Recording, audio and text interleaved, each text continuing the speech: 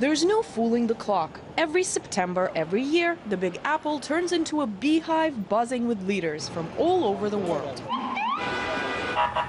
Manhattan streets, already overflowing with tourists, clog up. Yes, it is inconvenient for New Yorkers. Yes, it does snarl traffic. Yes, it does make it harder to get good restaurant reservations. But it's also one of the things that makes New York City a fascinating place. Over 190 countries make up the UN General Assembly. Delegations from those countries, often made up of dozens of diplomats, flock to New York for the annual gathering of great minds that make the world go round. Ride around in town cars and eat at the Four Seasons, and when I see the suits and on some of these diplomats, and I think, isn't that the country where I just saw 40 children died last night? These are the leaders of that country wearing Gucci suits and eating foie gras at the UN? Traditionally, there's at least one diplomatic point of contention.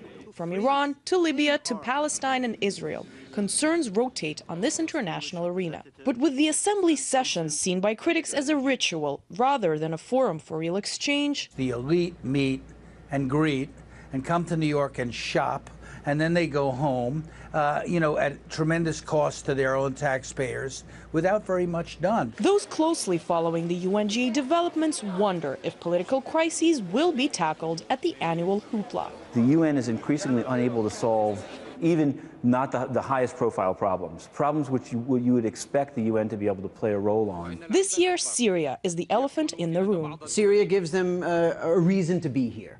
And there'll be lip service paid, and ultimately there will be money will go, and there will be skirmishes and arms, and there will be Ahmadinejad throwing rhetoric. While the raging Syrian crisis may be stealing headlines, few expect it to be resolved as leaders meet behind these walls. The sides on Syria are so far apart, there's no reason to think just they tried it in Geneva in June, so, New York in September is not, I think it's even less likely to reach any kind of a common output. I think at this point, the proponents of change in Syria are just hoping they can win it on the ground. Accusations, passions, and theatrics fly high during speeches made here. They're not really coming here in the idea of, kind of singing Kumbaya and promoting world peace. It's in a way, a kind of show and tell arena where people get up, say the right things, but there's no follow-up, there's no real urgency. Winston Churchill once said, "From minutes to hours long, speeches are mostly broadcast in the country of the leader addressing the assembly, with cases of some simply remaining oblivious." Journalists from around the world follow their country's leaders every step. Meanwhile, with each passing year, the U.S. mainstream media dedicates less airtime to the UN. One thing that's different this year and makes it an even less effective General Assembly is the U.S. election.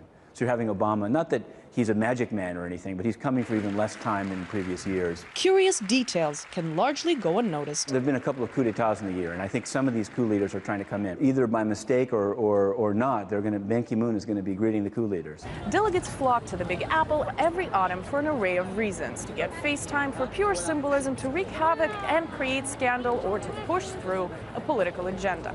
But as drama unravels at the podium, it's unclear exactly how efficient this annual extravaganza actually is.